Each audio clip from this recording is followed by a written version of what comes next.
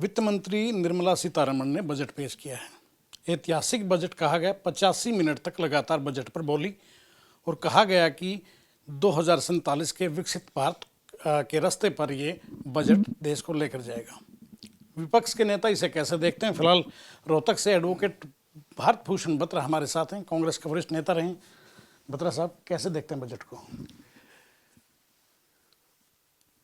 श्रीमती सीतारमण जी का ये बजट एक बहुत बड़ा बोरिंग बजट है। इस बजट को अगर टोटल एनालाइज किया जाए, मेरे को समझ नहीं आता कि भारत सरकार 2047 की बात करती है और 2026 और 2027 की बात नहीं करती है। रुपया 92 रुपया चला गया। इन्फ्लेशन कम हो रही है, which is not a good sign for the economy. और कई समाचारों पत्रों ने तो बड़ा अच्छा लिखा है कि टैक्स स्ट्रक्चर को बिल्ड करने की कोशिश की गई है, लेकिन उसका कोई फायदा नहीं हुआ। आपके सामने एक बड़े समाचार पत्र ने लिखा है, विकास के असाधारण सपने। ये सपने दिखाए जा रहे हैं। Why you go to the reality, जहाँ पर आप 80 करोड़ लोगों को उनकी भूख भरने के लिए अनाज देते हैं, आप 5 ट्रिलियन इकॉनमी की बात करते हैं। और इकॉनमी कंपेयर करने जाते हैं, जापान से कंपेयर करने जाते हैं और कंट्रियों से कंपेयर करने जाते हैं। पेट्रोल और डीजल के रेट कभी भी कम होने का नाम नहीं ले रहे। इंटरनेशनल मार्केट के अंदर रेट जो है वो कम है। आम साधारण वर्ग पे इस बजट का कोई भी फायदा नहीं हुआ। टैक्स स्लैब में बदलाव की उम्मीदें थी, लेकिन टैक्स स्लैब को नहीं छेड़ा गया। टैक्स स्लैब को इसलिए छेड़ा गया कि पिछली बार छेड़ा गया था, क्योंकि इलेक्शन ईयर था, इसलिए इसको छेड़ा गया था। फार्म सेक्टर को टोटल ही ख़त्म कर दिया। बजट के ना ही कोई लंबी चौड़ी इंडस्ट्रियल ग्रोथ के ऊपर बात की गई इस बात के लिए। और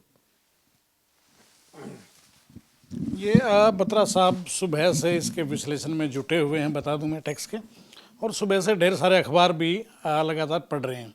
हाँ, आप अपनी बात पूरी कीजिए बत्रा जी।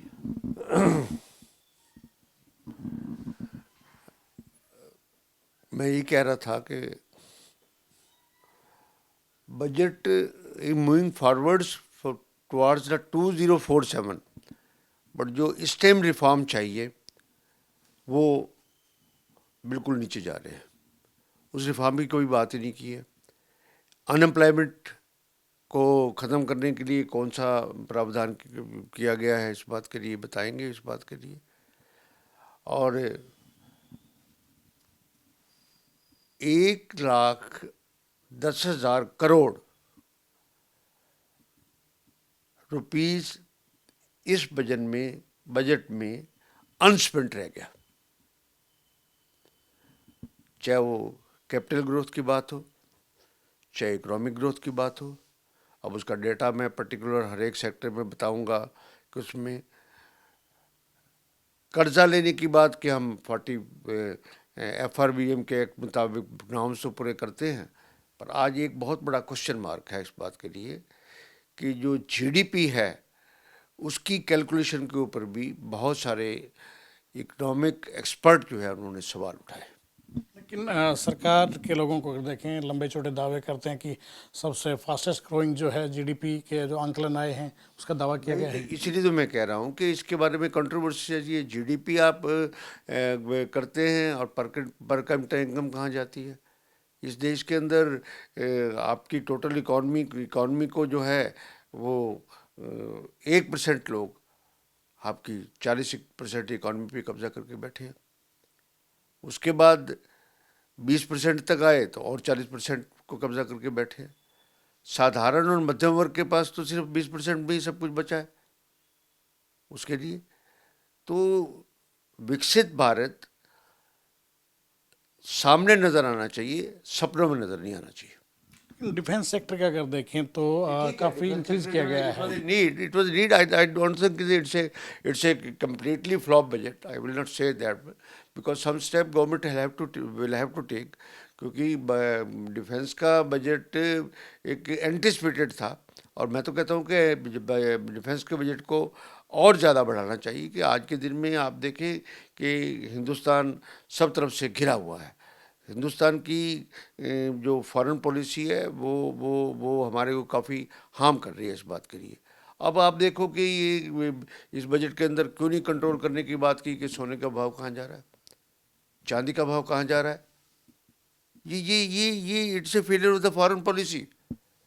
कि एक्चुअल इतने में क्या प्रति व्यक्ति या कोई साधारण व्यक्ति चांदी खरीद रहा है? क्या इतने महंगे में कभी और फ्लक्चुएशन आती है, कभी 7% की फ्लक्चुएशन, 8% की फ्लक्चुएशन, 60,000 रुपये में चांदी गिर गई, सोना 20,000 रुपये गिर गया। This crash system, this is not good for the economy. तो एक एजुकेशन सेक्टर को देखें या फिर एग्रीकल्चर सेक्टर, उसमें बजट को कट किया गया है। बिल्कुल नहीं कट करना चाहिए था।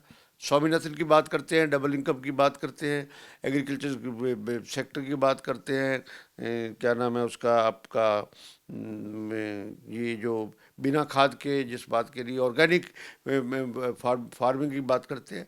इंसेंटिव चाहिए सब चीज़ के लिए, सब चीज़ के लिए। उसमें किसान जिस दिन समृद्ध होगा उस दिन हिंदुस्तान समृद्ध हो जाएगा।